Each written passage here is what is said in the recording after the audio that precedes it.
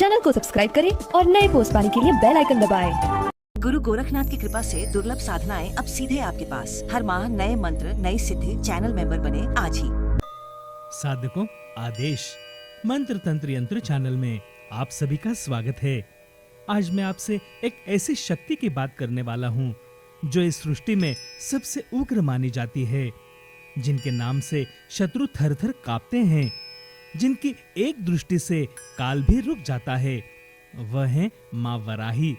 लेकिन आज बात उनके उस स्वरूप की होगी जो बहुत कम लोग जानते हैं, जो गुप्त है, जो रहस्यमय है। वह स्वरूप है पीतांबरा वराही। अब समझिए, माँ वाराही वैसे तो दंड नायिका हैं, भैरवी हैं, सेनापति हैं। उनका स्वभाव उग्र है, प्रचंड है। लेकिन जब वही माँ पीले वस्त्र धारण करती हैं तो एक चमत्कार होता है। उनकी प्रचंडता एक नई दिशा लेती है। वह केवल संहार की देवी नहीं रहती, वह बन जाती हैं धन की अधिष्ठात्री, विजय की दात्री, आकर्षण और राजसत्ता की शक्ति। पीला रंग यह बृहस्पति का रंग है, ज्ञान का, गुरु कृपा का, समृद्धि का। और जब माँ वाराही की उग्र शक्ति इस रंग को धारण करती है तो जो होता है वह साधारण नहीं होता।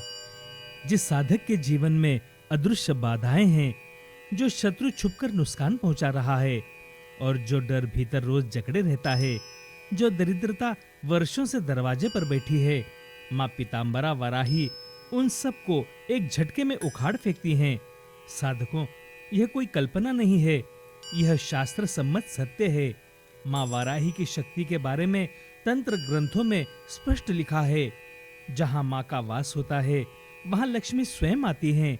शत्रु की हिम्मत नहीं होती कि पास भी भटके, और साधक का तेज इतना बढ़ जाता है कि लोग बिना कारण ही उनकी ओर खींचे चले आते हैं। अब आपको बताता हूँ इस मंत्र का लाभ कैसे उठाएं। शुक्रवार या गुरुवार को माँ वाराही के तस्वीर के सामने बैठें, पीला वस्त्र पहने, घी का एक दीपक जलाएं, माँ को पीले फूल और पीली मिठाई अर्पित करें और फिर इस मंत्र का 108 बार जाप करें। जप में जल्दी नहीं, श्रद्धा से माँ के उस स्वरूप का ध्यान करें। पीले वस्त्र में, वज्रदंड हाथ में, तेज से दमकती हुई। यदि जप न कर सके तो इस वीडियो को पूरा सुने, क्योंकि मंत्र सुनने से भी उतना ही लाभ होता है जितना जपने से होता है। माँ वाराही की कृपा कोई धीरे धीरे नहीं आती, वह आती है तो तूफान की तरह आती है। और जो साधक सच्चे मन से माँ पीतांबरा की शरण में गया, माँ ने उसे कभी निराश नहीं किया, न आज तक किया, न आगे करेगी। चैनल को शेयर करें, सब्सक्राइब करें। अगर मेंबरशिप अभी तक नहीं ली है तो कृपया तुरंत ज्वाइन बटन दबाकर मेंबरशिप लें। इसी गुरु दक्षिणा की हम आपसे आशा करते हैं। माँ पीतांबरा वाराही की कृपा आप पर और आपके परिवार पर सदा बरसती रहे। साधना में लगे रहें। आदेश। वाराही वज्रदंडा च भक्तानाभयहारिणीं पीतवस्त्रां महाशक्तिं नमामि शत्रुनाशिनीं। वाराही वज्रदंडा च भक्तानाभयहारिणीं पीतवस्त्रां महाशक्तिं नमामि शत्रुनाशिनीं। वाराही वज्रदंडा च भक्तानाभयहारिणीं पीतवस्त्रां महाशक्तिं नमामि शत्रुनाशिनीं। वाराही वज्रदंडा च भक्तानाभयहारिणीं पीतवस्त्रां महाशक्तिं नमामि शत्रुनाशिनीं। वाराही वज्रदंडा च भक्तानाभयहारिणीं पीतवस्त्रां महाशक्तिं नमामि शत्रुनाशिनीं। वाराही वज्रदंडा च भक्तानाभयहारिणीं पीतवस्त्रां महाशक्तिं नमामि शत्रुनाशिनीं।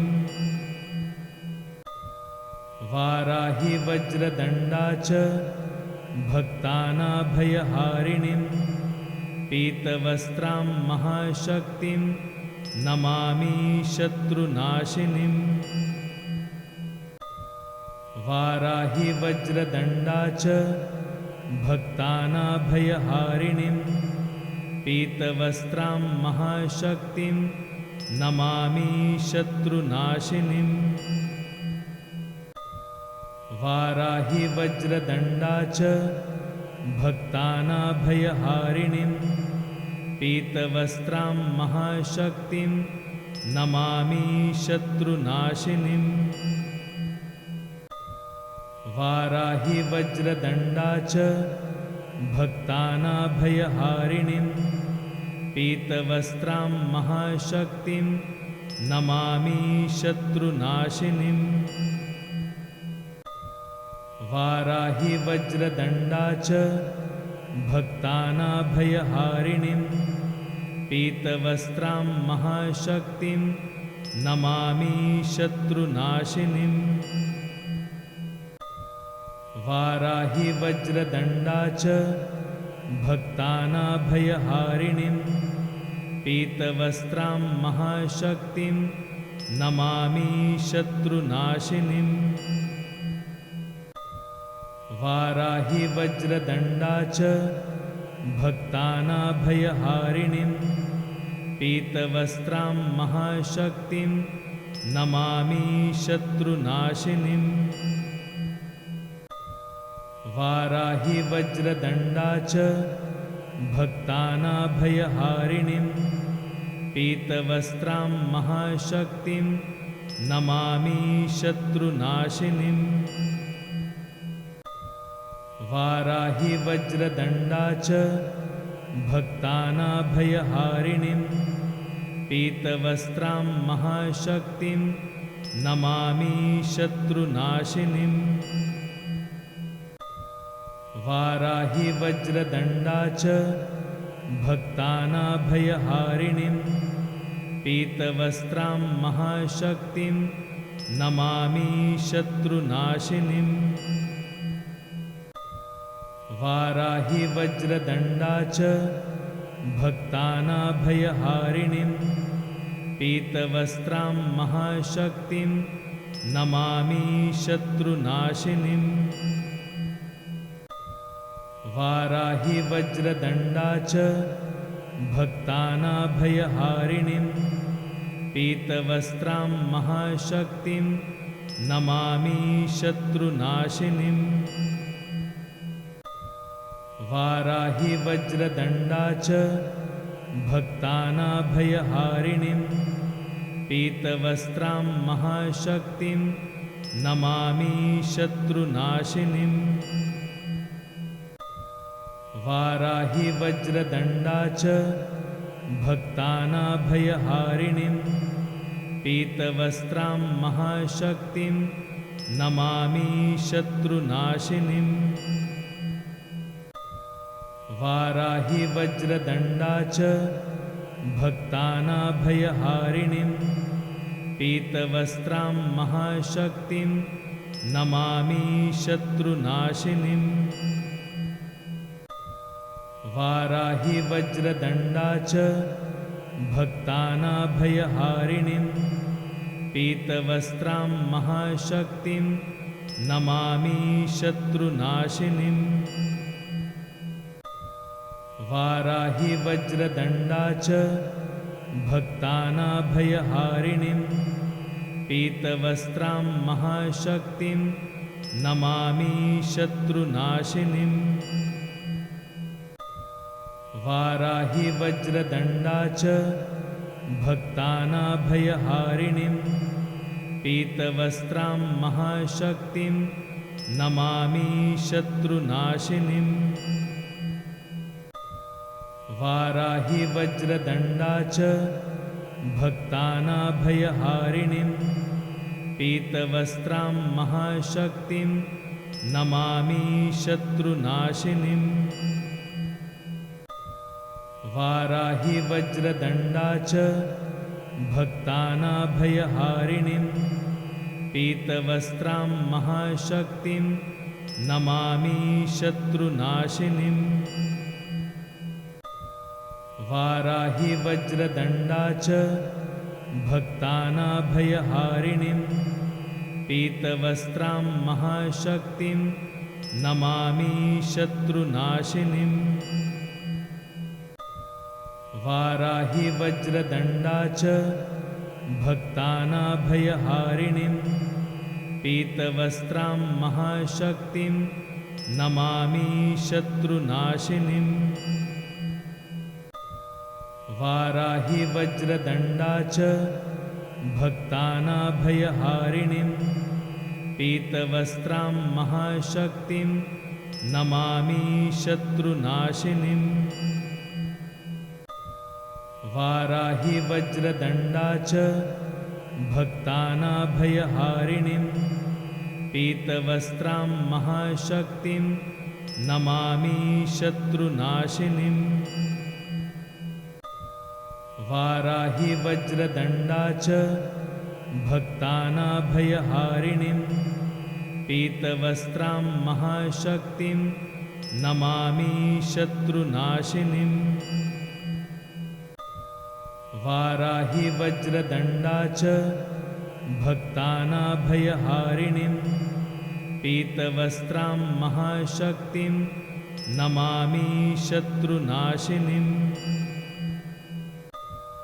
वाराहि वज्रदण्डा च भक्तानाभयहारिणीं पीतवस्त्रां महाशक्तिं नमामि शत्रुनाशिनीम्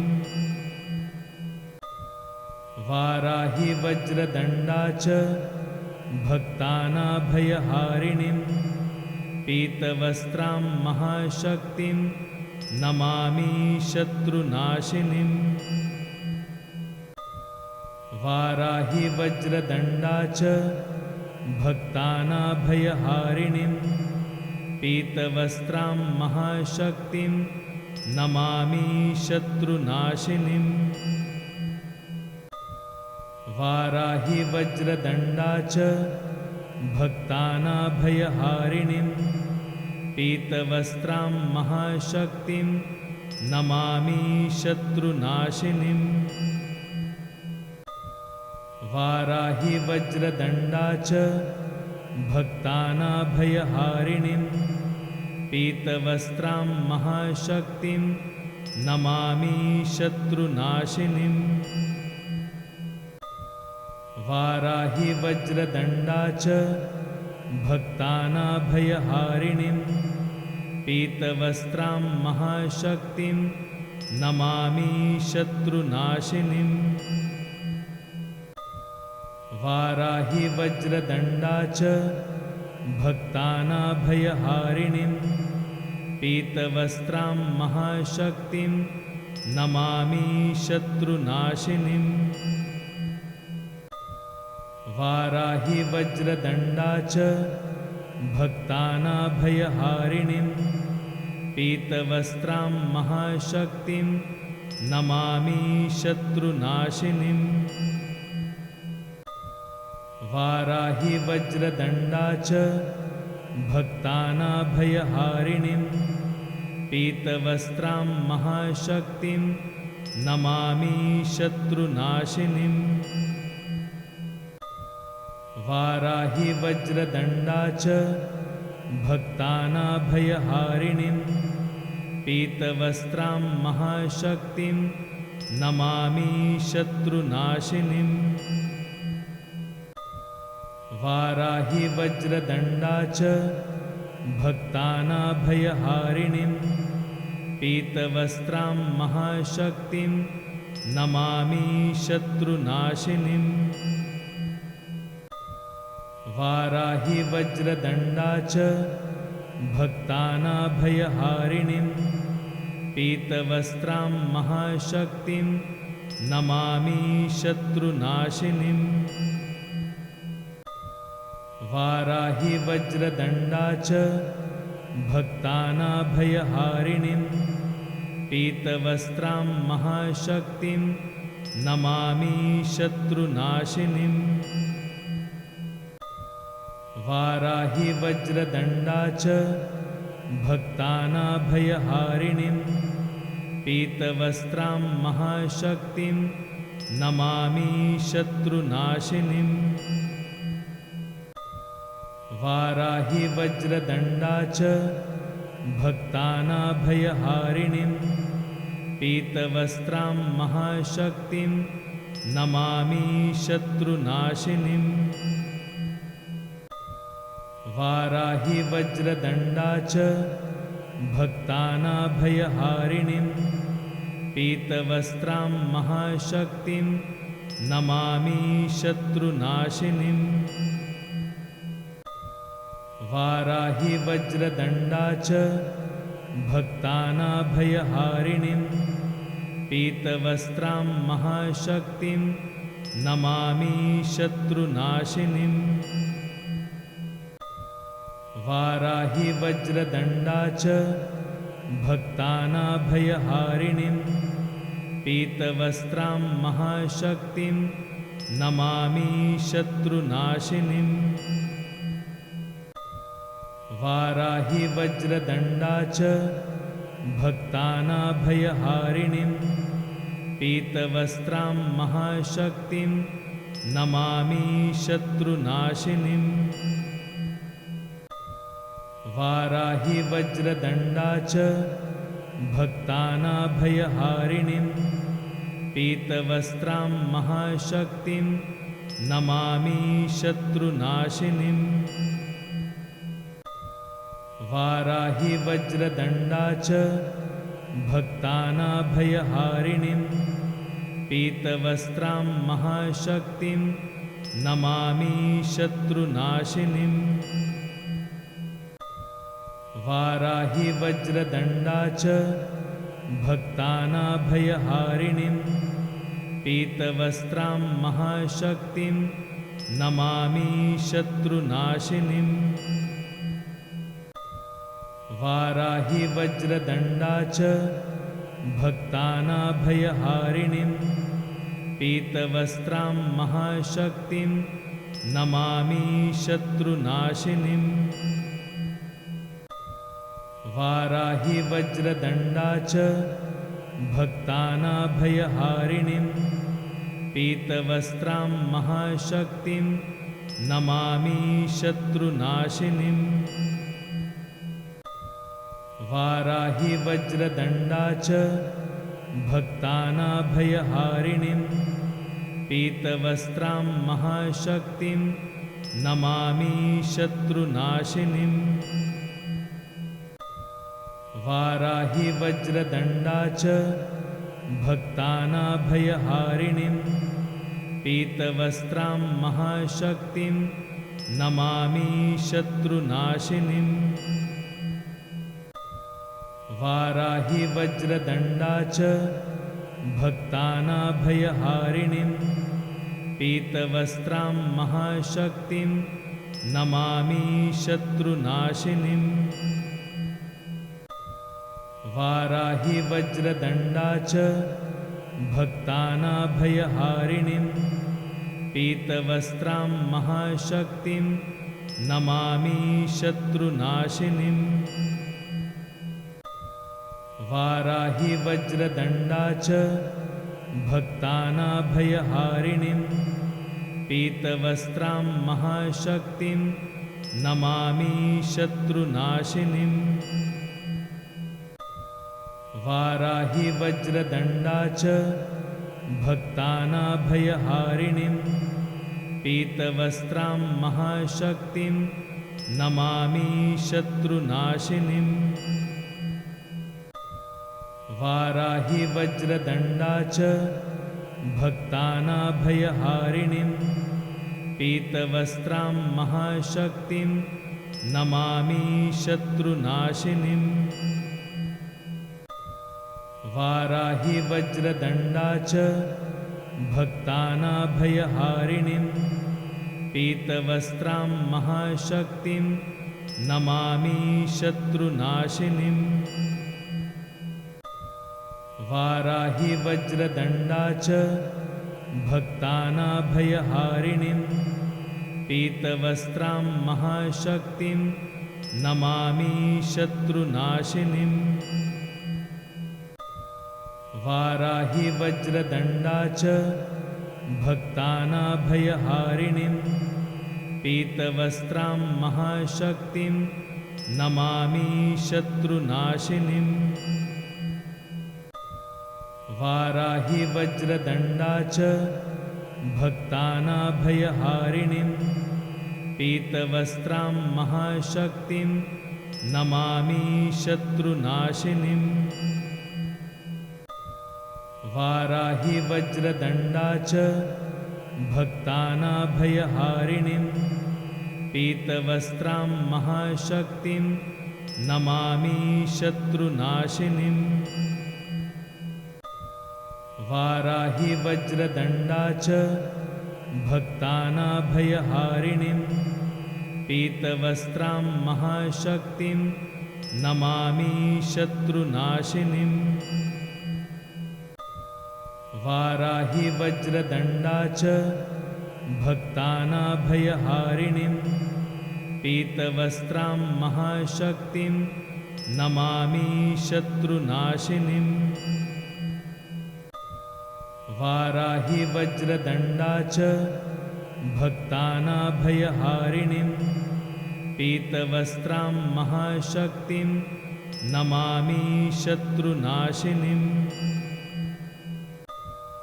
वाराहि वज्रदण्डा च भक्तानाभयहारिणीं पीतवस्त्रां महाशक्तिं नमामि शत्रुनाशिनीम् वाराहि वज्रदण्डा च भक्तानाभयहारिणीं पीतवस्त्रां महाशक्तिं नमामि शत्रुनाशिनीम्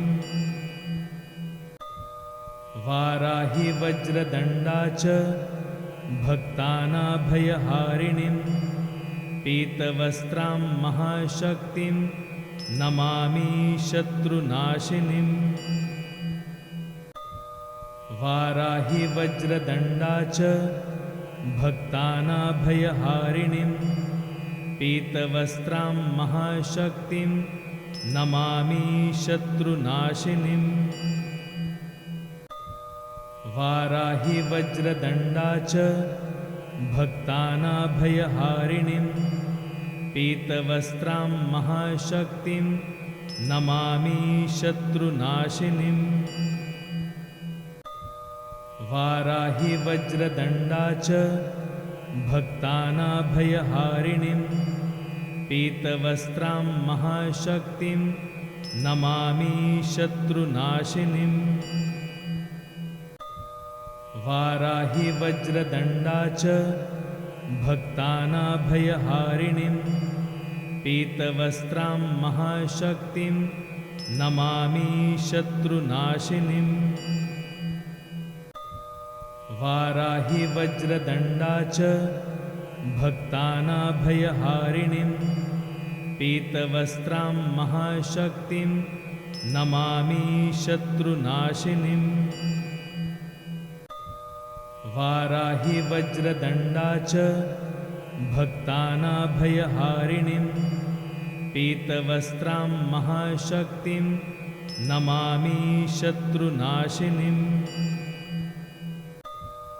वाराहि वज्रदण्डा च भक्तानाभयहारिणीं पीतवस्त्रां महाशक्तिं नमामि शत्रुनाशिनीम् वाराहि वज्रदण्डा च भक्तानाभयहारिणीं पीतवस्त्रां महाशक्तिं नमामि शत्रुनाशिनीम् वाराहि वज्रदण्डा च भक्तानाभयहारिणीं पीतवस्त्रां महाशक्तिं नमामि शत्रुनाशिनीम् वाराहि वज्रदण्डा च भक्तानाभयहारिणीं पीतवस्त्रां महाशक्तिं नमामि शत्रुनाशिनीम् वाराहि वज्रदण्डा च भक्तानाभयहारिणीं पीतवस्त्रां महाशक्तिं नमामि शत्रुनाशिनीं वाराहि वज्रदण्डा च भक्तानाभयहारिणीं पीतवस्त्रां महाशक्तिं नमामि शत्रुनाशिनीं वाराहि वज्रदण्डा च भक्तानाभयहारिणीं पीतवस्त्रां महाशक्तिं नमामि शत्रुनाशिनीं वाराहि वज्रदण्डा च भक्तानाभयहारिणीं पीतवस्त्रां महाशक्तिं नमामि शत्रुनाशिनीं वाराहि वज्रदण्डा च भक्तानाभयहारिणीं पीतवस्त्रां महाशक्तिं नमामि शत्रुनाशिनीं वाराहि वज्रदण्डा च भक्तानाभयहारिणीं पीतवस्त्रां महाशक्तिं नमामि शत्रुनाशिनीं वाराहि वज्रदण्डा च भक्तानाभयहारिणीं पीतवस्त्रां महाशक्तिं नमामि शत्रुनाशिनीं वाराहि वज्रदण्डा च भक्तानाभयहारिणीं पीतवस्त्रां महाशक्तिं नमामि शत्रुनाशिनीं वाराहि वज्रदण्डा च भक्तानाभयहारिणीं पीतवस्त्रां महाशक्तिं नमामि शत्रुनाशिनीं वाराहि वज्रदण्डा च भक्तानाभयहारिणीं पीतवस्त्रां महाशक्तिं नमामि शत्रुनाशिनीं वाराहि वज्रदण्डा च भक्तानाभयहारिणीं पीतवस्त्रां महाशक्तिं नमामि शत्रुनाशिनीं वाराहि वज्रदण्डा च भक्तानाभयहारिणीं पीतवस्त्रां महाशक्तिं नमामि शत्रुनाशिनीं वाराहि वज्रदण्डा च भक्तानाभयहारिणीं पीतवस्त्रां महाशक्तिं नमामि शत्रुनाशिनीं वाराहि वज्रदण्डा च भक्तानाभयहारिणीं पीतवस्त्रां महाशक्तिं नमामि शत्रुनाशिनीं वाराहि वज्रदण्डा च भक्तानाभयहारिणीं पीतवस्त्रां महाशक्तिं नमामि शत्रुनाशिनीं वाराहि वज्रदण्डा च भक्तानाभयहारिणीं पीतवस्त्रां महाशक्तिं नमामि शत्रुनाशिनीं वाराहि वज्रदण्डा च भक्तानाभयहारिणीं पीतवस्त्रां महाशक्तिं नमामि शत्रुनाशिनीं वाराहि वज्रदण्डा च भक्तानाभयहारिणीं पीतवस्त्रां महाशक्तिं नमामि शत्रुनाशिनीं वाराहि वज्रदण्डा च भक्तानाभयहारिणीं पीतवस्त्रां महाशक्तिं नमामि शत्रुनाशिनीं वाराहि वज्रदण्डा च भक्तानाभयहारिणीं पीतवस्त्रां महाशक्तिं नमामि शत्रुनाशिनीम् वाराहि वज्रदण्डा च भक्तानाभयहारिणीं पीतवस्त्रां महाशक्तिं नमामि शत्रुनाशिनीम् वाराहि वज्रदण्डा च भक्तानाभयहारिणीं पीतवस्त्रां महाशक्तिं नमामि शत्रुनाशिनीम् गुरु गोरखनाथ की कृपा से दुर्लभ साधनाएं अब सीधे आपके पास। हर माह नए मंत्र नई सिद्धि चैनल मेंबर बने आज ही। चैनल को सब्सक्राइब करें और नए पोस्ट पाने के लिए बेल आइकन दबाएं।